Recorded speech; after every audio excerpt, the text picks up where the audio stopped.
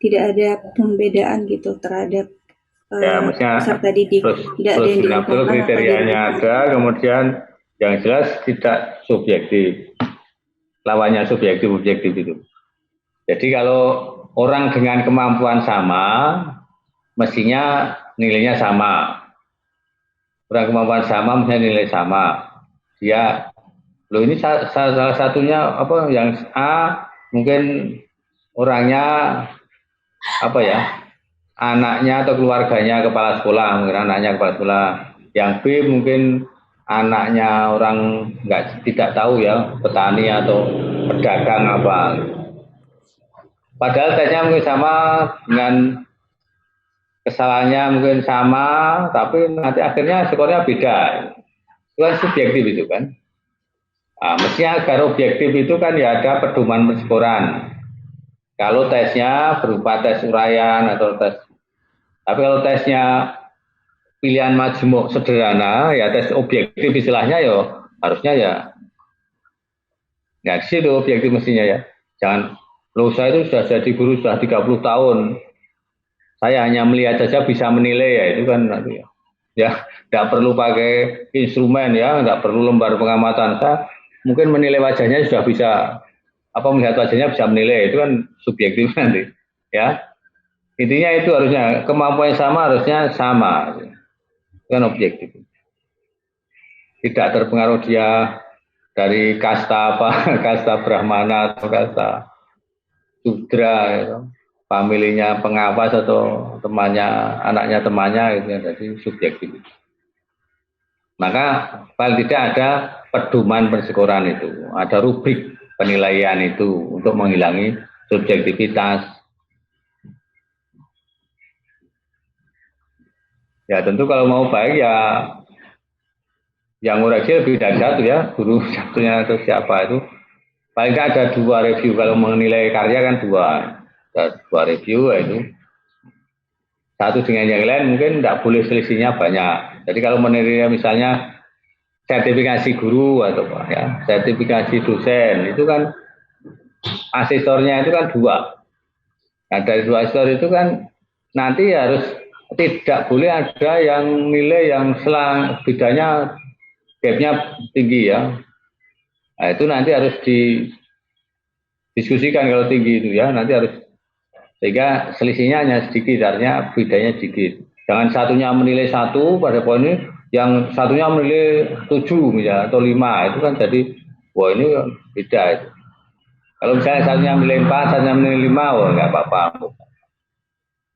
Itu maksudnya lembar pengamatan atau lembar penilaian yang berupa pengamatan itu ya harusnya itu ada pedoman juga sehingga hasil skornya itu hampir sama, beda tipis bahasanya itu ya. Jadi kalau beda tipis tidak apa-apa, tapi kalau beda tebal itu nggak bagus itu. Sehingga ada reliabilitas yang pakai iterator itu kan maksudnya agar beda tipis itu. Itu Mbak. Iya. Ada pertanyaan lain? Baik, mungkin dari Prof. Edi itu untuk Mas Syafi'i, maksudnya yang ditanyakan tadi oleh Mas Syafi'i, apakah subjektivitas itu akan tetap ada gitu? Mungkin bisa jadi guru itu tetap subjektivitas. Nah, itulah gunanya prinsip ini agar guru tidak menilai secara subjektivitas seperti itu.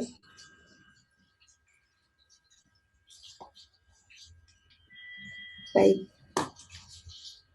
Sudah 9:11. Ya. Ya di akhir aja. Untuk yang minggu depan siapa ini? Ini sudah pertemuan ke berapa ya ini? 6. Motor. Baru ke 6 loh.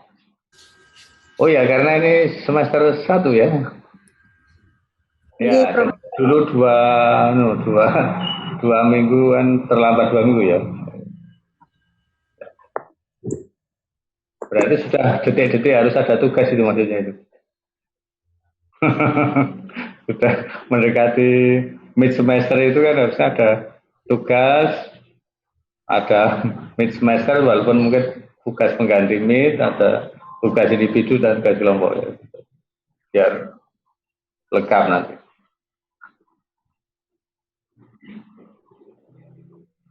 Oke, siapa yang kelompok berikutnya dan kelompok pembahas itu yang ya jelas seperti tadi kan ada miss itu ya, yang bahas siapa itu ya mestinya dari sekarang sudah dikelirkan siapa yang besok membahas, jadi tidak seperti tadi ya, sudah sampai hari H malah masih bingung yang bahas siapa itu. Oke, silahkan ditutup kalau sudah cukup. Baik, demikian presentasi dari kelompok 5 hari ini. Terima kasih untuk Prof. Edi dan teman-teman atas tanggapan dan pertanyaan dan komentarnya. Sekian, mohon maaf. Assalamualaikum warahmatullahi wabarakatuh. Waalaikumsalam warahmatullahi wabarakatuh. Terima kasih, Prof. Ya, sama-sama. Terima kasih, Prof. Dan teman-teman. Ini yang gambarnya tadi naik angkot itu siapa itu? Oh, saya Prof. Saya mantan kenek, Prof. Gambarnya kok naik angkot itu. Izin lift, Profesor, matur nuwun. Ya, oke.